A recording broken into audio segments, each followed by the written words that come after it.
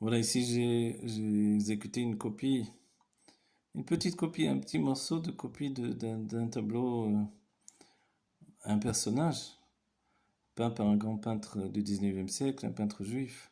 C'est l'époque de Gottlieb, c'est l'époque de ce peintre dont j'ai oublié le nom, excusez-moi, je suis pas un spécialiste en fait de ce sujet de ces peintres-là.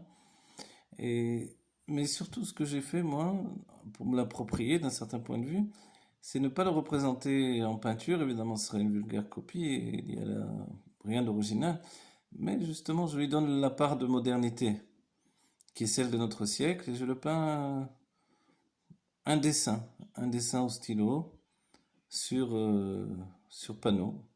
C'est un panneau de bois recomposé. Je laisse tout ça sur un fond blanc. Le fond blanc, c'est le panneau lui-même.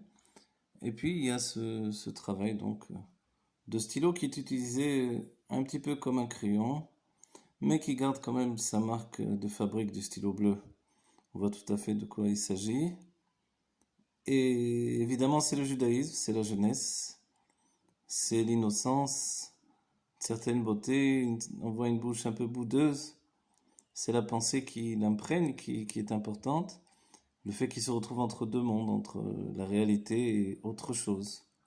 Et puis une notion de décision à prendre. Tout ça, bien sûr, à partir d'un travail d'un peintre. Et, mais ici, comme je l'ai dit, c'est comme ça qu'apparaît une histoire que l'on raconte à sa manière. Alors le tableau est raconté à ma manière ici. Et il prend un cheminement personnel.